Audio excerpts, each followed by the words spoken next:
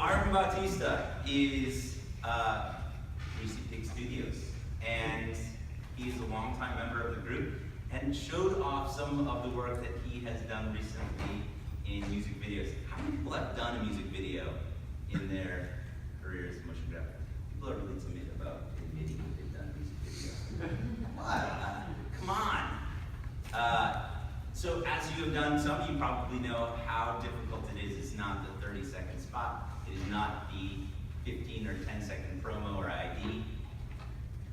It is sometimes 3 or 5 minutes or 6 minutes of wall-to-wall graphics, which is what Arvin and his production team have produced. Is your producer here? Oh, they're just not. She's filming it all. Yeah.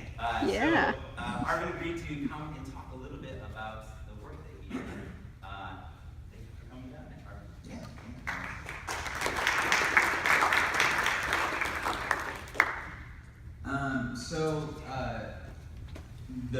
The two videos that I'm going to show at the top are music videos, but they're not traditional music videos per se. They're actually they're two X-Men fan music videos. I love music videos and stuff, but I'm definitely a huge comic book fan. Specifically, I love X-Men. I love 80s X-Men.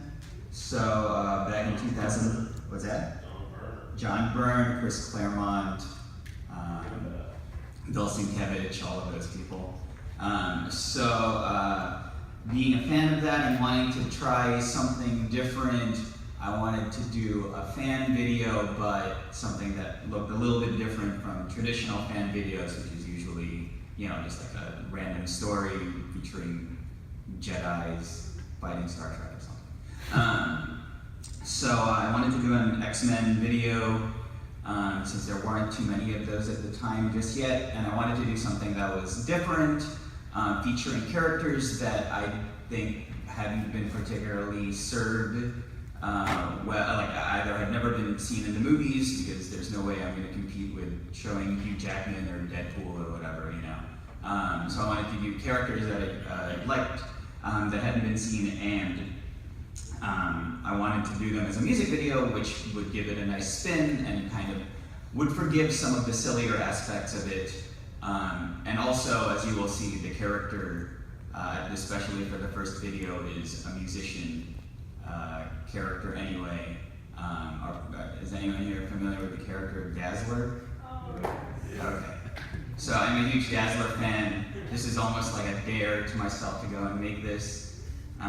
Dazzler is a character who came out in the 70s like the super late 70s and early 80s as what was supposed to be a synergy between disco and comics. Unfortunately, by the time they got all of their marketing ducks in a row, disco was dead. So the character, let me see if I can have photos of what she looks like.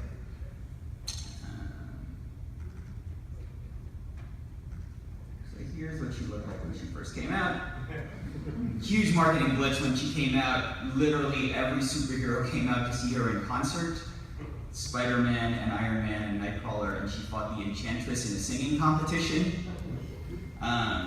Despite all of that, the character never really took off. Again, because disco had died by then, and by around the middle 80s, she had kind of been shuffled off and kind of became a footnote, and people kind of made fun of her. She came up very briefly as a rumored character in X-Men Apocalypse, which was set in the 80s. They had posted a picture that may have implied that Taylor Swift might have been playing her, and then it obviously none of it ever worked out. It was good for me. Anyway, so I made a music video as though it was actually for her. I'm going to go show that, and then I made another video after that that I will show again immediately afterwards. Here we go. That's what the guy in the mullet is. It's long shot. That's right.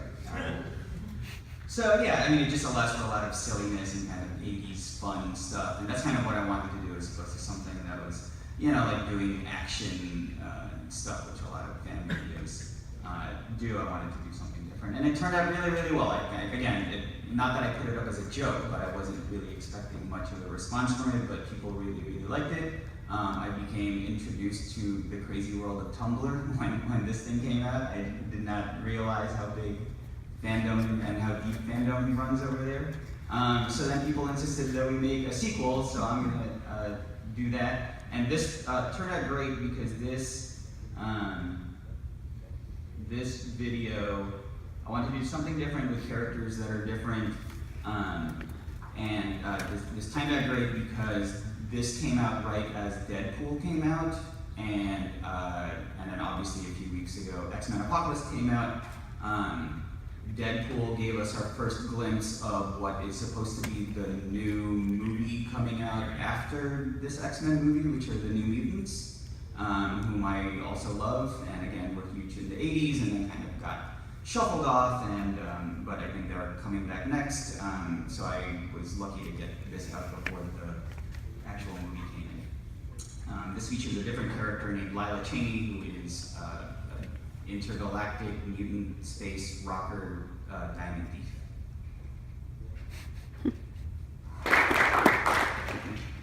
You guys know who this guy is? Strong guy. Strong guy, that's right.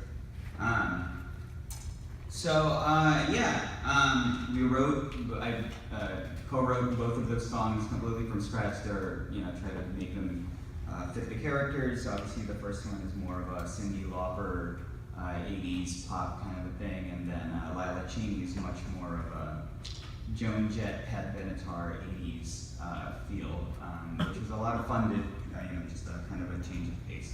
And then we shot the whole thing, and had the costumes. I had the costumes made, which just kind of blew me away. So here's the 80s version of Dazzler that I kind of took more inspiration from, as opposed to the disco version, because again, we're going more 80s here. And here's the closer shot of the actual costume, which was designed by Lital Platt, who's eventually become a huge fashion designer now, and she just designed some The Force Awakens line for Hot Topic, girl female clothing in those veins. And that just really kind of set the tone for what I wanted to do for these, which is, again, looks faithful to the comics, but has an 80s feel and fashion that really kind of takes it to a completely different level. As you can see for the second video, it's clearly a lot more VFX heavy. I had a much bigger cast of characters, and if you're going to show all of those characters, you kind of have to go all the way and at least show some of their powers. But obviously we didn't have much of a budget, so I had to be as creative and economical about how I was going to show them. Incidentally enough, the second video the first video we shot in one weekend at a certain low budget, and the second video we actually were able to shoot in literally just one day, and even lower budget, just due to good planning on my part, or at least knowing what I could and couldn't do, and then just kind of locking myself into the room to go do that. So I have the After Effects file here, but this laptop is a little bit slow to be able to do a real-time demonstration of that, but I did do a VFX breakdown, so I'm going to go show that, and then afterwards we can go through them and kind of talk about it. All right, so let's go through this real quick, one by one. So that's just Mocha, really easy tracking over there. CB Hunter is the New Mutants' their dance teacher. This story is actually based very closely on New Mutants Annual #1, called Steal This Planet, A Rock Fable, which is the first appearance of Lila Cheney. This is Cannonball in the video, and they literally leave dance class. There they are. They get tickets. There's Sunspot right here, and it follows very closely. There's Lila Cheney, and they do a thing, and Cannonball and Lila Cheney have a thing, and then a bunch of action that I didn't have time to actually show. But the important thing was to be able to show the characters and have them be recognizable as immediately as possible, since we didn't have that much time and definitely not the budget to actually do a for-real showcase of all of their powers. So let's move on.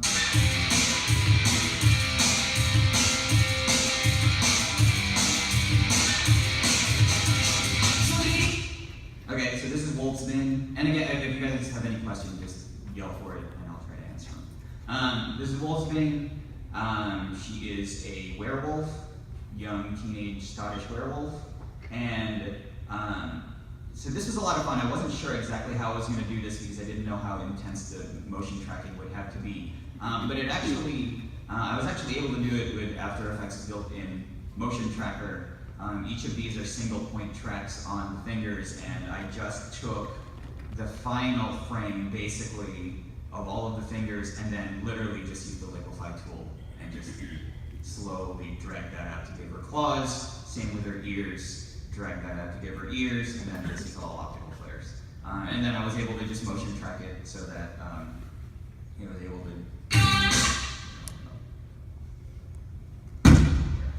turn the sound up. So yeah, again, really simple. It turns out that the straightforward way ended up being the nice way with that. This was fractal noise on CC Sphere, and then Action Essentials fire effect on top with some particular dripping off some sparks and embers, and then obviously again just motion tracked. I think this is probably hand tracked eventually. This is Magma, Amara Aquila. She has the power to get lava control. This is Karma, who has mind control powers. So this was a lot of fun to figure out how to do this, because it's kind of a silly, if she has mind control, you usually wouldn't see a visualization of that. But this is actually optical flares with whatever the halo ring, and then the light burst. And then you can, I don't usually do it when you actually use optical flares, but you can tell it to not complete the circle all the way. So I just completed it to like 75%, rotated it, and then did a displacement on it. And that gave a nice psychic effect. Again, we're going for, it's okay for it to kind of look silly and colorful. I think it goes with the time period. And these are like little kids, it's not, this is not Grim and Gritty that we're trying to do here. Next character is Ileana Rasputin, aka Colossus's younger sister, who eventually has demonic powers, this is just advanced lightning tracked to the fingertips to the wrist. I hadn't used lightning ever. I mean, since high school, I guess, so that was the coolest thing that you could do. And making lightsabers, but I hadn't used it in a real thing up until now. Really good, and then you just add a little bit of a glow to it. Her eyes are particular, giving a little bit of a trail, and then this was like a horn model that I found online somewhere, put into Element, lit into Element, Action Essentials fire, and then just tracked into her head. A lot of hand tracking and rotoscoping here. It's not perfect, but I think it works fine enough. Okay, move on.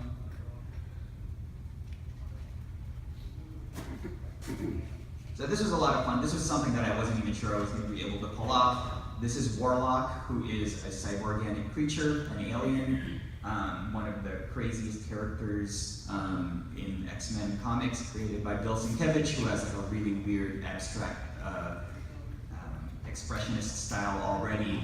I thought I was just going to have the guy be played kind of like a robot and talk like a robot. And then when we did this take, I literally did not know it until I was looking at dailies when I got home, but he did this head shake, that thing.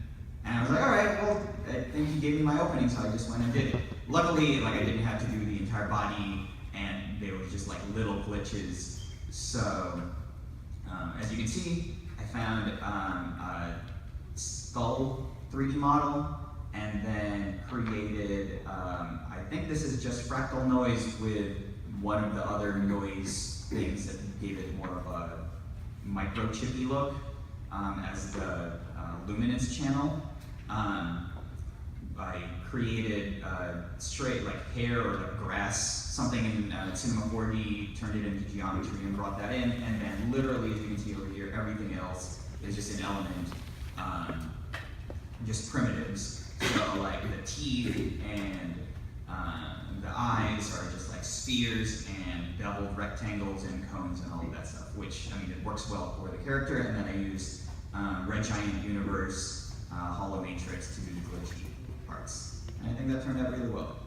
You can also see like heavy color correction here to give it that diffused 80s music video feel. These are the teleportation effects that we did. These were highly inspired by the look of the teleportation and general disintegration in movies like Back to the Future and Terminator, with a lot more color and all of that stuff to just kind of make it more fun. And I think like this type of look hadn't really been done in teleportation in a while. I feel like teleportation in other movies, like the new transporter effect in Star Trek and stuff. I think there's been kind of like more complicated looks, and I think I just wanted kind of something flashy and colorful. Here are our planet effects, which are literally those satellite images you can find of the Earth, put in CC sphere, do the inner glow and outer glow on them to give it the haze. Fractal noise for the star field, optical flares for pretty much everything here, these lights and all of that stuff. This is a lightning, these are lightning solid, or like solids with lightning applied to them, and then colored glow, and then like super stretched out into Z space. Like the scale is like 100, or the X scale is, I don't know, like 20,000 by 100 or something. I used a combination of trapcode form and star field to do that zoom.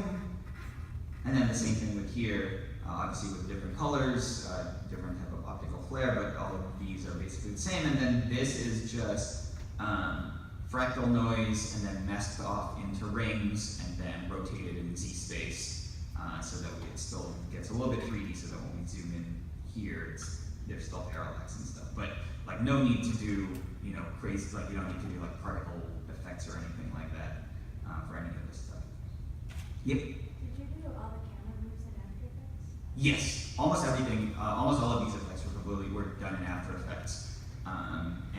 It's just like, since I was directing it and doing the visual effects, I had it in my head, so I didn't need to do storyboards per se, but I basically had an idea of what I needed it to do.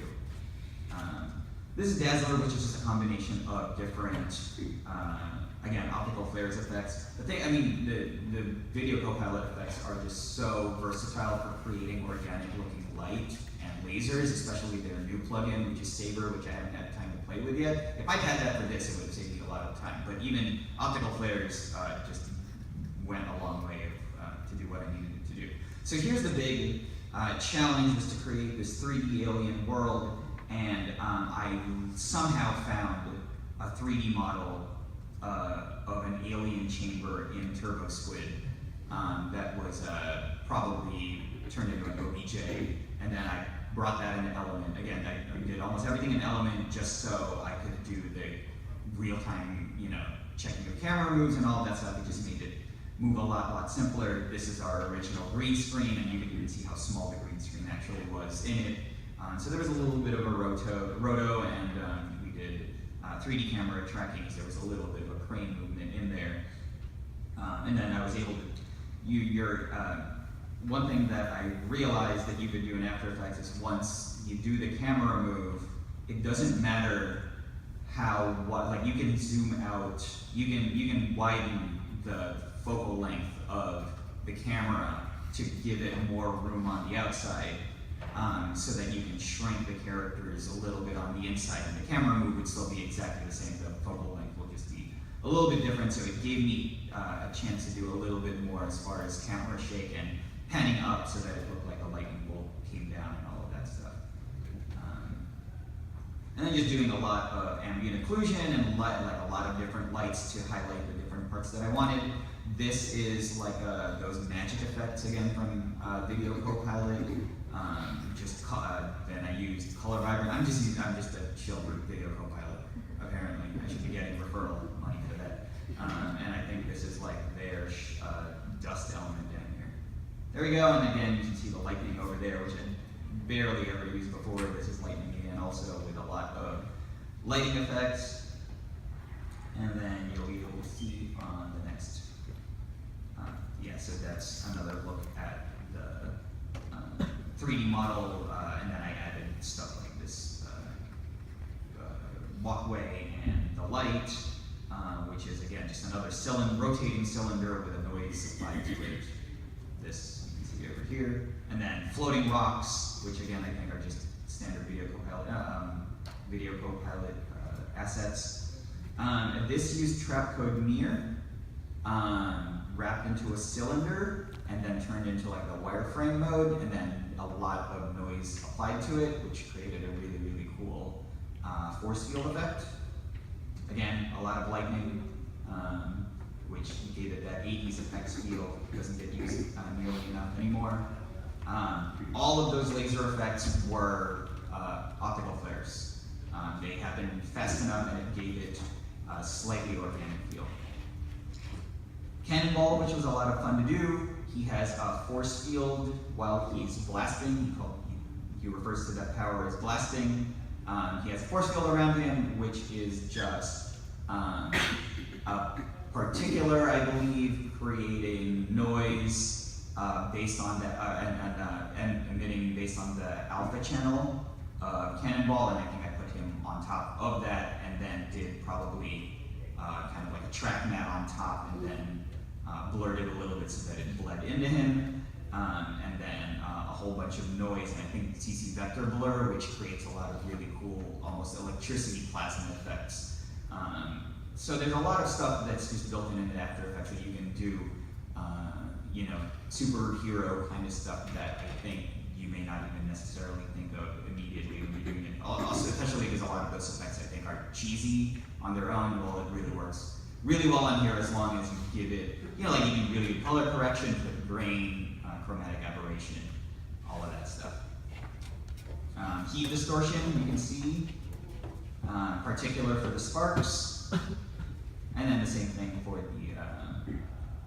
the lightning effects here. So then let's get on to Strong Guy, which is, again, like I kind of did it and just kind of like, I'll make it work. I don't know exactly how I was going to be able to pull it off, but I was going to make it work. He wasn't going to move around a lot because that would have made it super, super difficult. But basically, as you can see, it's this guy is very, like, he is super ripped in real life, but, you know, we need him to be cartoonishly ripped because the character's name is literally Strong Guy. He was given that name in the 90s back when superhero teams had, like, the leader and the guy with the knives, or like the Wolverine guy, and then there's like the hot girl, and then there's a strong guy. And they literally were like, what's your name? Well, we need a strong guy, and I'm the strong guy. You should call me the strong guy. And he was cartoonishly large. So we had this guy, and we had the costume on him, and the glasses, and all of that stuff. But obviously he needed to be cartoonishly big. So basically, just kind of do the motion tracking, and then take his body and just go into Photoshop and just liquefy as much as you can push that character, as much as possible, and then clone it out so that you can, you know, you can mask out, you know, all the weird parts. But you just do that as much as you can, push it as much as you can to get that character. And then, I mean, like you can see, like with the eyes, just that. You know, which I think is just a pinch or the negative bulge in After Effects. We did the hair up here, which was just in Photoshop, and then motion track to his head. And then you go and do optical flares and a whole bunch of color correction to kind of obscure any other like weird scenes and all of that stuff. And again, adds a lot to the 80s feel of the videos anyway. So that's the effects. I mean, it's straightforward stuff, but it was a lot of fun to kind of get to play with things that normally in your professional careers you would probably find too cheesy to use, but in this one it's exactly what the doctor ordered. So I released those two videos, and they were received very, very well. They got on a bunch of blogs, and we got to go to Comic-Cons with the girls, Gentry and Sage, who had never really been part of the cosplay scene before, but they had a lot of fun with them, and we got to meet actual like comic book creators. One of the big ones was, so this is Chris Claremont, who created a lot of the X-Men characters whom you know and love. Well, He did all like the Dark Phoenix and Days of Future Past was all him. Mystique, I think, was his character. A lot of the, like Wolverine and all of those characters came out in the 70s. He didn't specifically create them, but he was the one who turned them into the character that you all know and love. He saw it, he said that it was shown to him by Louise Simonson, who wrote the X-Men, or the New Mutants comic that the Lila Cheney video is based off of. So that was just like a huge, thrill. He signed my first appearance of Dazzler and was generally a really, really good sport. This is Bill Sienkiewicz, also a huge artist, especially for the New Mutants, did a lot of the New Mutants, the seminal New Mutant stories of the 1980s, and especially created Warlock. Really, really intense art. He was also one of the main people who created Elektra in the Daredevil comic, so he's having himself a good year so far. This is Rob Liefeld, and this is Fabian Nicieza, who are the creators of Deadpool. They super appreciated the sense of humor that we were going for, and it was just a lot of fun to get to meet them. And they were like, "Why would anyone think to do these characters? These are the characters that they claim they grew up with." So for somebody like me, I guess, who's a little bit younger than them, they were just surprised that anybody would even care to do those characters. But anyway, these were all just completely done for fun, completely 100% unofficial, and if the Lords ever wanted to, they